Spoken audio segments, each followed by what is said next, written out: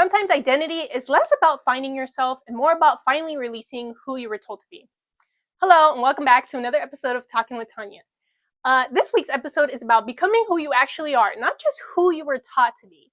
I'm talking about identity in adulthood, the shedding, the shaping, the growing pains. This episode is for people who feel lost, uninspired, and unfulfilled. Like, ask yourself, who are you? What does that answer look like?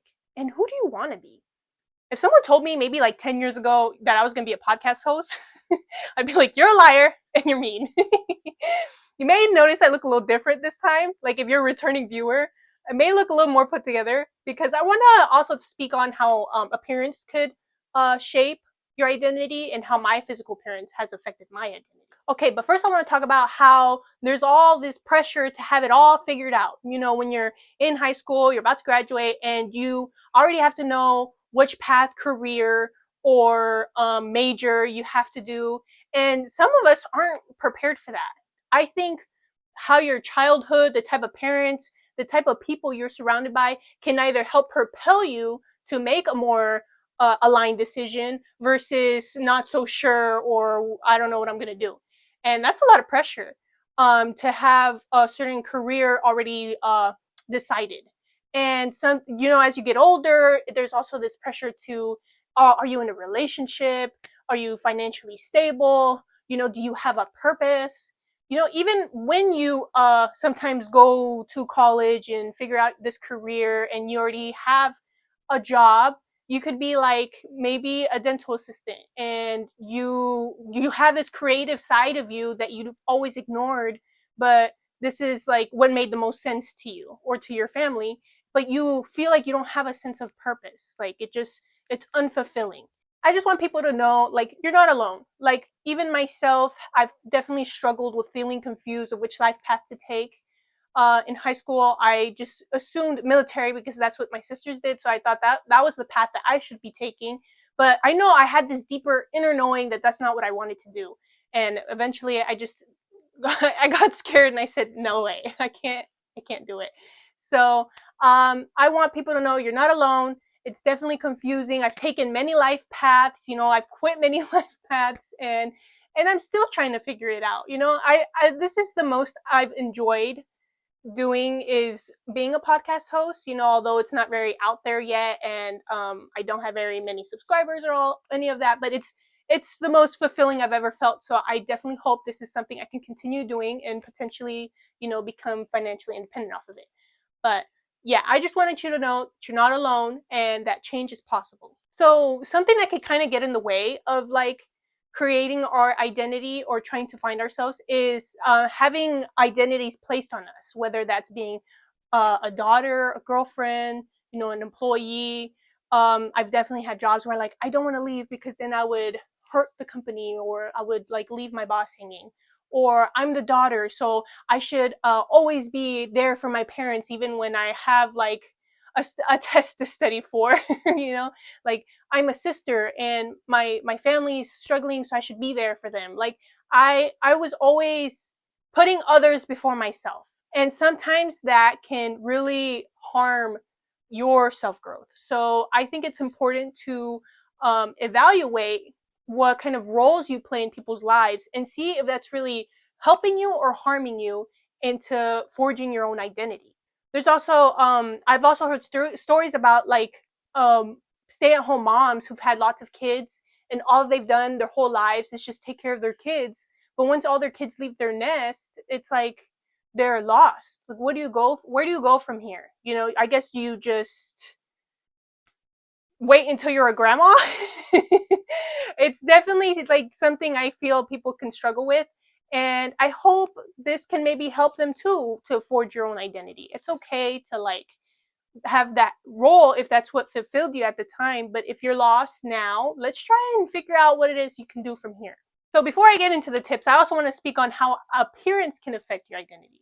So for me, like, I don't always look like this, maybe like 1 or 2% of the time, but it like sometimes I'm just uncomfortable in it. And it's like I always want people to feel like they can be comfortable around me.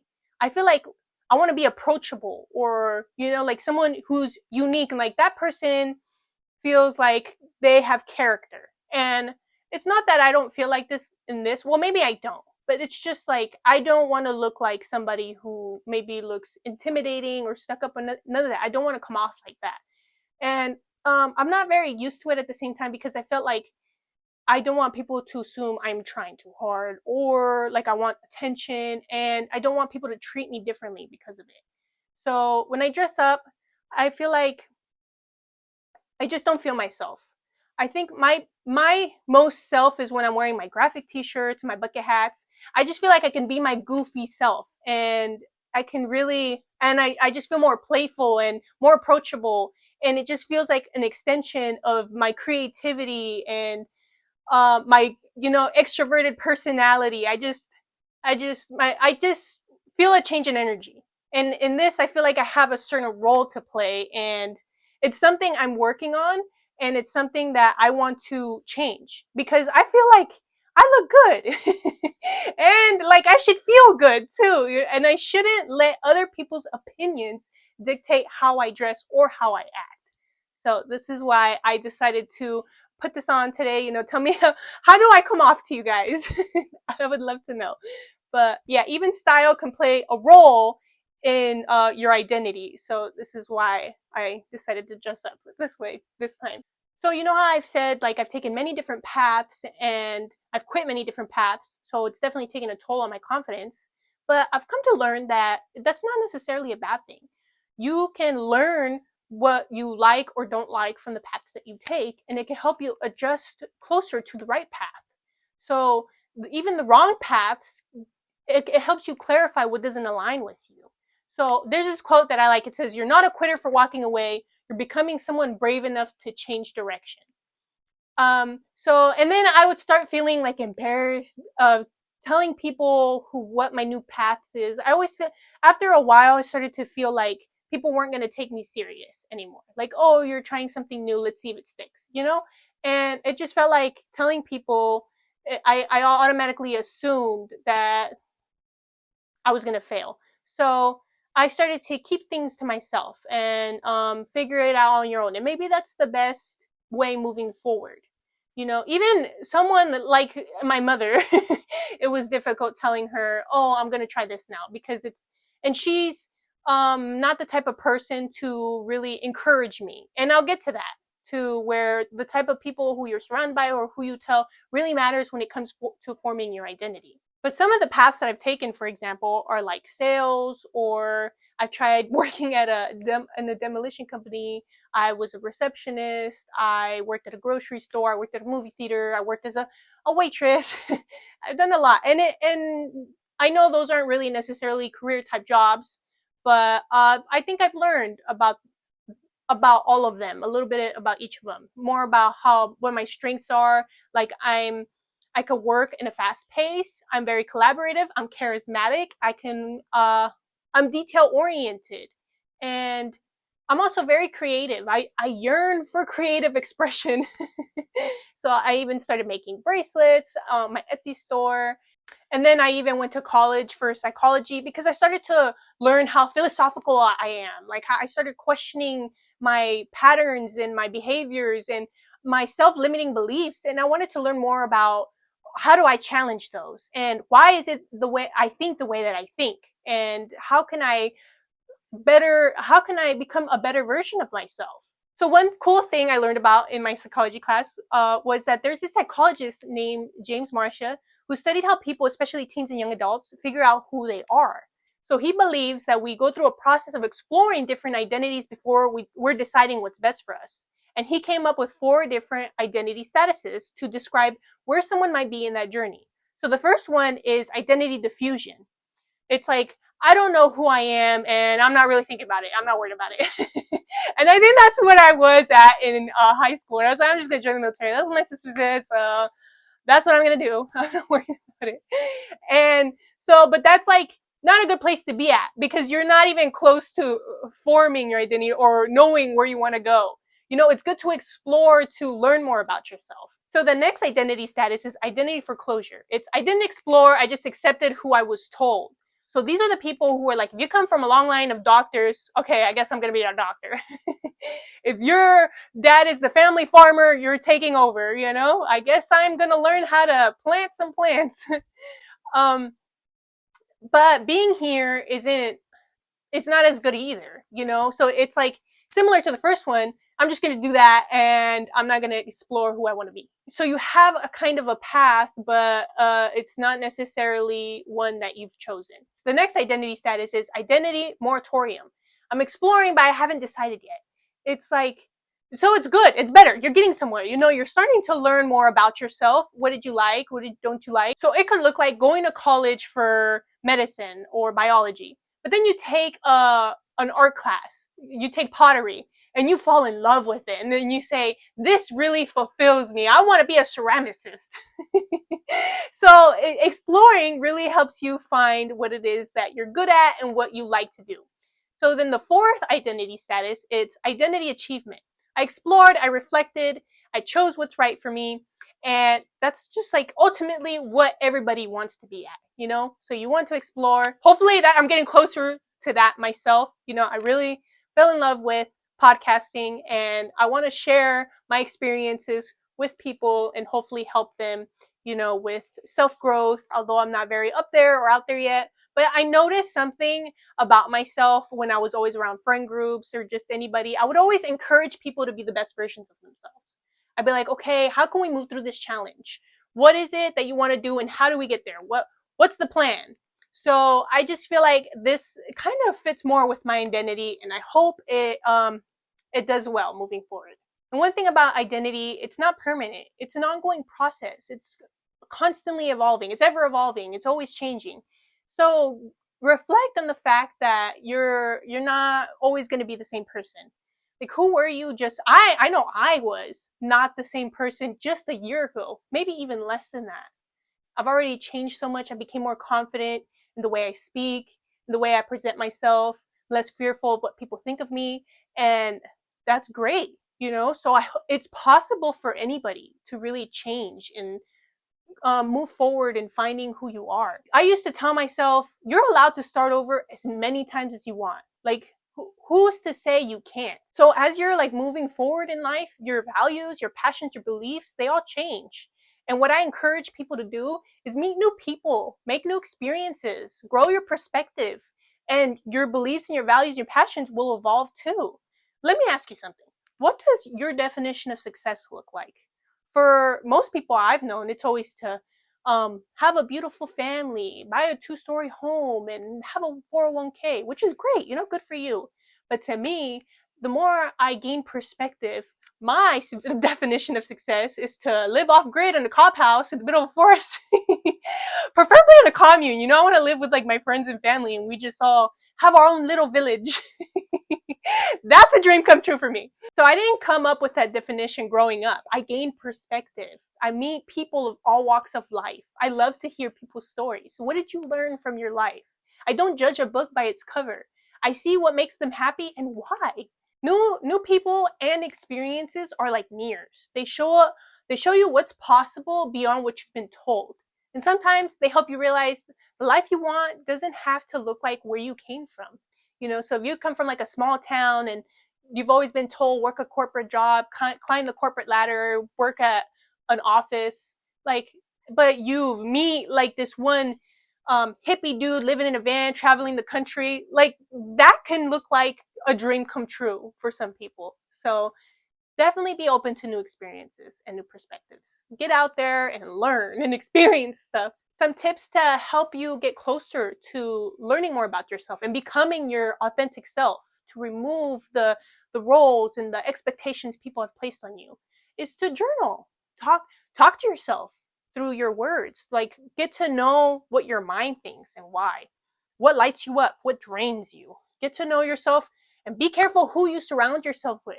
So one study I want to talk about is called the Bad Apple Effect study, where they put this group of people together to focus on a task, but they put one negative person in the group, and they come to find out it greatly diminishes productivity. It creates less motivation and less collaboration. People are less likely to work together, and there's more friction, more bickering, and, you know, argumentative attitudes. So if you apply it to your life, can you imagine what one negative person can do, like your whole life moving forward? And unfortunately, for some people, including myself, it could be a parent. I never really heard whenever I wanted to pursue something, you got this. I believe in you. You can overcome anything. You can do anything you put your mind to. I wish I heard those words growing up. I wonder what my life would have looked like if that's something that was constantly, pushed upon me. It's definitely created obstacles within myself, created self-limiting beliefs that I've now had to overcome through adulthood, which I'm okay with, because I'm also a very spiritual person, so I feel like sometimes things happen for a reason, and now it's led me to become where I am today. But so I just want to explain to you, like, be careful who you surround yourself with. And just like the negative person can greatly diminish your mental health, a positive person can greatly help you grow your mental health and become a better version of yourself. This is why I try to be that person for the people I'm closest to. Yes, you can do what you want to do, You can become the greatest at what you want to do. Like, something I always tell people, fear is an illusion. That's a mental cage you're placing on yourself. I always love to challenge my fears. There's sometimes, and it's like the most ridiculous ways. I remember one time in my biology class, I was like, I can literally just be like, woo! And nothing will happen to me. Nothing. It's just a mental cage of fear. What, people are going to look at me? I know it's ridiculous, but it's because it's like, I wanted to challenge that social anxiety, If anything, people are more, less guarded around you. Like, okay, this person's not gonna I like her. I used to have this one classmate in my pottery class, and he would just say all kinds of crazy off the rail stuff, and I'm just like this dude's crazy, but I like him. So yes, definitely challenge yourself. Fear is an illusion. So sometimes our thoughts just come up on their own, right? That's your subconscious beliefs. So yes, definitely challenge your fears. Don't let it take over. When you have all these racing thoughts, tell yourself, hello, that's you, the person that's the driver. You need to be the driver. Don't let your subconscious thoughts be the driver. Tell yourself, hello, I don't want to think like this. Goodbye. I'm going to go do it even if I feel uncomfortable inside. The more you challenge those fears, the more you do it over and over and over again, the less tense you'll start to realize. Like, I did that, and I proved to my brain that I came out okay. So then your brain starts to think, that's not a threat. I'm fine. It was a perceived threat, and I just proved myself wrong. So please challenge your fears. That's the homework I give you guys. But yes, allow yourself to grow past versions of yourself. Let go of the past. Don't let years of energy towards working towards something dictate your future. Don't rush clarity. An identity unfolds through experience. Limit comparison. Did you ever hear, like, this is one of my favorite quotes, comparison is the thief of joy. Sometimes people have had more opportunities or more encouragement, so don't ever compare. I like doing book recommendations now, so I recommend this one, Outliers. This one has taught me, although I didn't finish it yet, but this one's taught me, like, sometimes people are just the right place at the right time with the right people around them, and that's how they became a great. So anybody is capable of being one of the greats. You just really have to believe in yourself and put the most time in.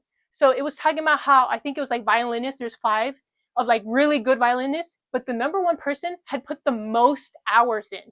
So whatever you want to do, as long as you put lots of time and effort into it, you're going to get good at it. Anybody can do anything. You can literally do anything you want into this world if you put your mind to it. So that's it for today's episode. I don't know if that was a lot, but you're not alone. You're allowed to change. You're allowed to not know. You're allowed to figure it out while living it out. This is your becoming. It's going to look messy. It's going to look beautiful, but it's entirely yours. So I'm always open to chat with anybody. If you want to DM me, I'll put my Instagram handle in the description below.